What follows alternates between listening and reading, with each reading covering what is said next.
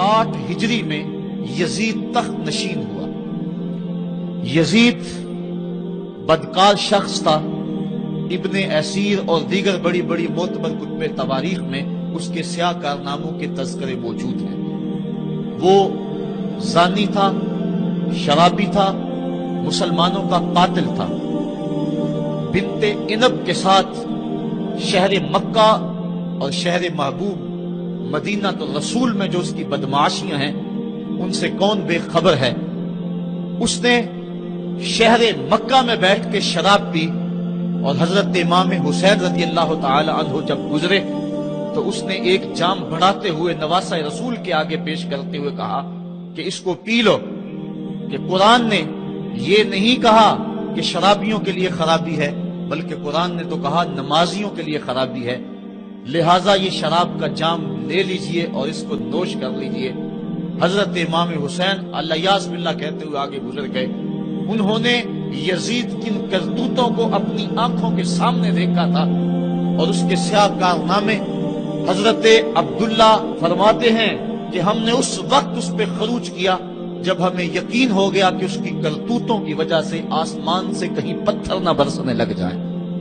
صرف واقعہ کربلا ہی نہیں، اس نے مدینہ الرسول کے اندر 700 صحابہ کو شہید کیا، 10,000 تابعین کو قتل کیا، اور 300 نوجوان خواتین کی آبرو ریزی کروائی۔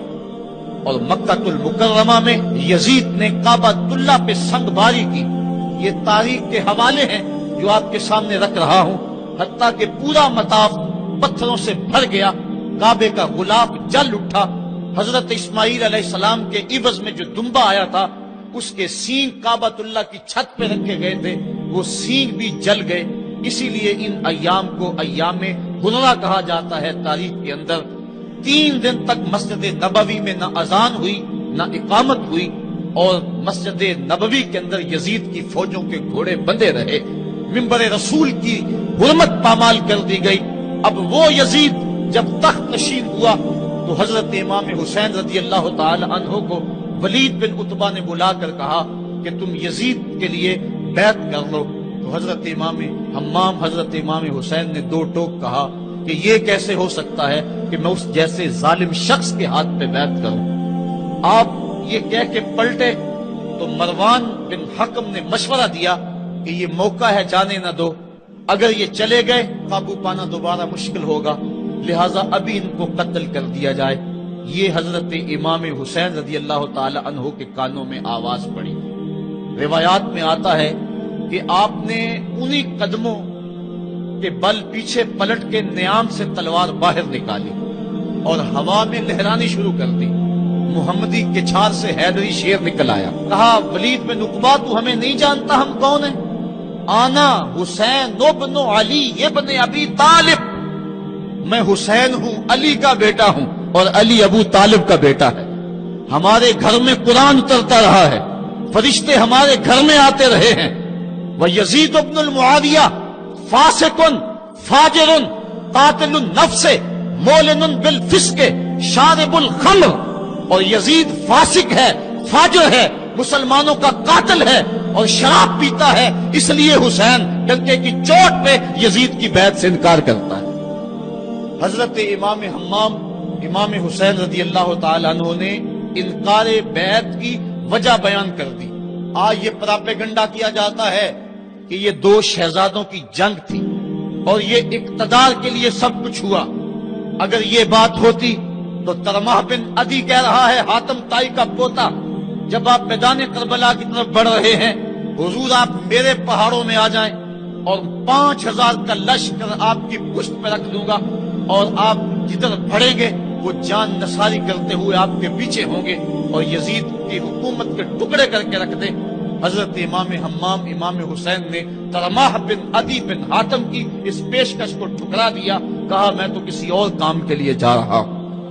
یزید کے چہرے سے اس نقاب کو نوچنا تھا، اس کے مکروہ چہرے کو لوگوں کے سامنے ننگا کر کے بتلانا تھا کہ یہ وہ شخص ہے کہ کہ جس کے بارے میں میرے محبوب اور میرے نانا نے خبر دی ہے کہ بنو امیہ کا ایک ظالم شخص میری سنت کو بدلے گا، اور وہ سنت کو بدلنے والا یہی یزید کا صرف یہی بد کرداری کا مرحلہ نہیں تھا، اس کربلا کے صحرا کے اندر یزید نے جس طرح امام حسین رضی اللہ تعالیٰ عنہ کو شہید کیا اور حضرت امام حسین کے خاندان کو شہید کیا، جب مدینہ المنورہ پر یزید نے مسلم بن عقبہ کو مقرر کیا، جس کو بزرگوں نے مصرف بن عقبہ کہا ہے، تو اس کو کہا 3 دن تک مدینے کا حرم تمہارے لیے حلال ہوگا، جو چاہو تم کرنا، اور شامی فوجوں کو اجازت ہوگی۔ تو وہاں بھی انہوں نے 10,000 تابعین اور 700 صحابہ کو شہید کیا۔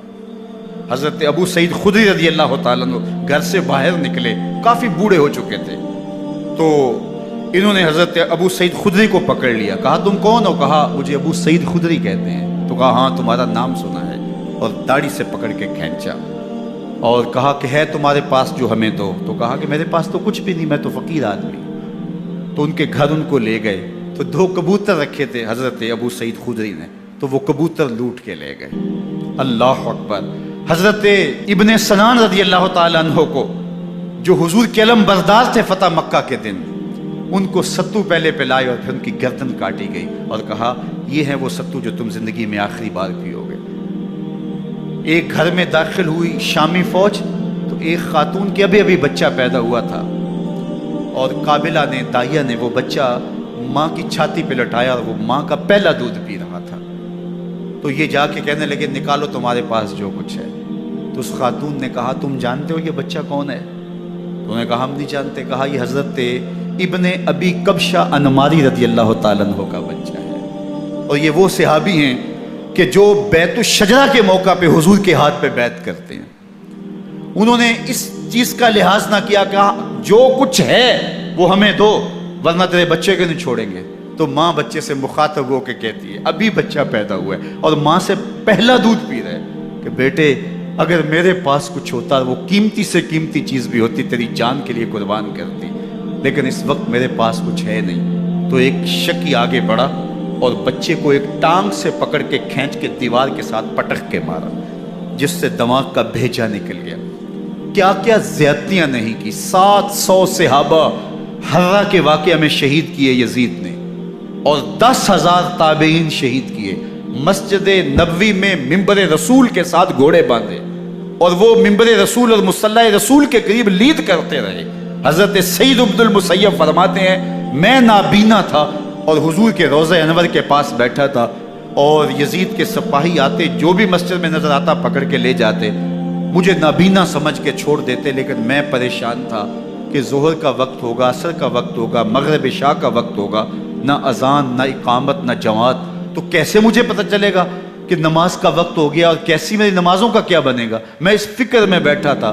لم ازل اسمع الاذان والاقامت من قبل رسول اللہ صلی اللہ علیہ وآلہ وسلم۔ فرماتے ہیں جب بھی پھر نماز کا وقت آیا، گنبد خضرا سے اذان کی بھی آواز آئی، اقامت کی بھی آواز آئی۔ 3 دن تک مسجد نبوی کے اندر گھوڑے بندے رہے، اور مدینہ کی حرمت پامال کی۔ مدینہ کے گھروں کے اندر یہ بدکماش داخل ہوئے، اور جو بدکاریاں انہوں نے کی کلیجہ منہ کو آتا ہے۔ 1002 شیزائیں ان بدکاروں کی بدکاریوں کی وجہ سے کنواری حالت کے اندر حاملہ ہوئی۔ 3 دن تک مدینے کا حرم انہوں نے پامال کیا، اور پھر مکہ المکرمہ میں کعبۃ اللہ پر گولے برسائے، اور کعبہ کا غلاف جل گیا۔ وہ تو یزید مر گیا، اور حضرت عبداللہ ابن زبیر رضی اللہ تعالیٰ عنہ نے اپنی خلافت کا اعلان کیا۔ یزید کے یہ کرتوت تھے، ادھر اہل مدینہ کو ستایا، ادھر اہل مکہ کو ستایا، اور رسول اللہ صلی اللہ علیہ وسلم کے خانوادے کی بے حرمتی اور توہین کی۔ نہ صرف انہیں قتل کیا گیا، ان کی لاشوں پہ گھوڑے دوڑائے۔ ابن سعد اور شمر جو ہے وہ خیموں میں داخل ہوا، اور مخدرات اسلام کی چادریں چھیننے کی کوشش کی۔ حضرت زینب سلام اللہ علیہ نے مخاطب ہو کے کہا ہمارے چہرے کے رکھوالے چلے گئے ہیں، ظالم تو خیال نہیں کرتا ہم رسول اللہ کی بیٹیاں ہیں۔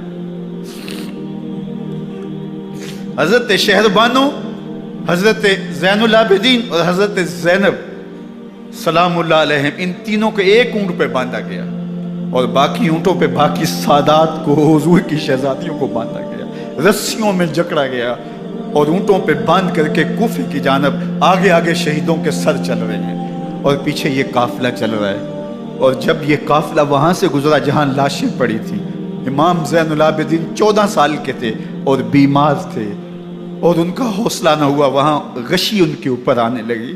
اور وہ منظر ابن کثیر نے، باقی لوگوں سب نے لکھا ہے کہ پھر جب ان کی یہ حالت ہوئی تو پھر سیدہ زینب سلام اللہ علیہا، جنہوں نے ابھی تک بڑے حوصلے کے ساتھ ساری مشکلات کا مقابلہ کیا تھا، اب ان کے بندھن ٹوٹ گئے اور آنکھوں سے آنسو بہنے لگے، اور سیدہ زینب نے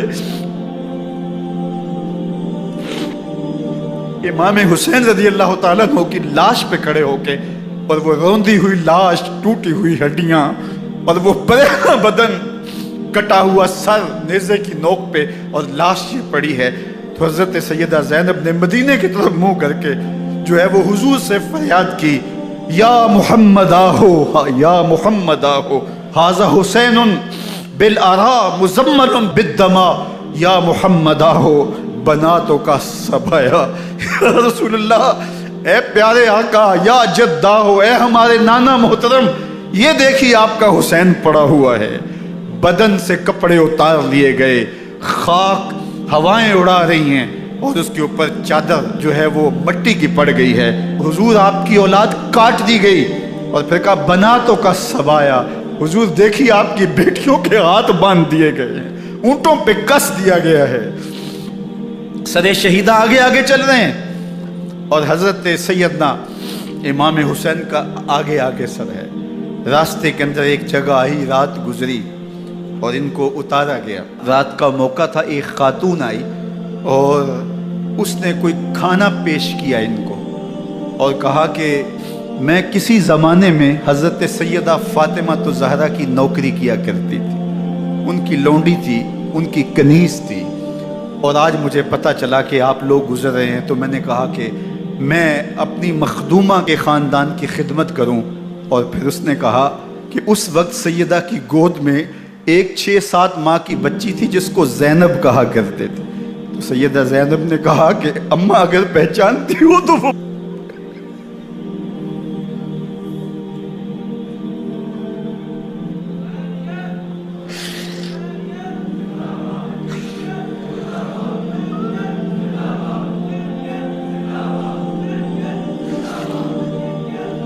یہ تاراج اور لٹا ہوا کارواں پھر وہاں سے کوفے میں کیسے پہنچا، اور کوفے کے اندر سیدہ زینب سلام اللہ علیہا نے وہ یزید کے دربار میں، ابن زیاد کے دربار میں وہ جرأت آمیز جو باتیں کہیں، اللہ اکبر، زینب کی زبان میں علی کی خطابت بول رہی تھی، اور پھر دشمن اور دوست سارے رونے لگے، اور وہ کیا دل گداز منظر تھے۔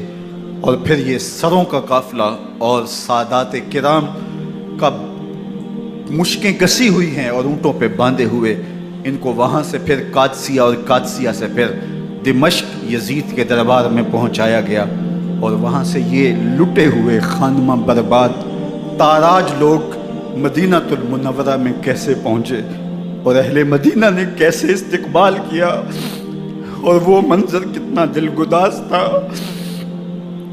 جب اہل مدینہ زینب سے پوچھتے تھے زینب حسین کہاں ہے؟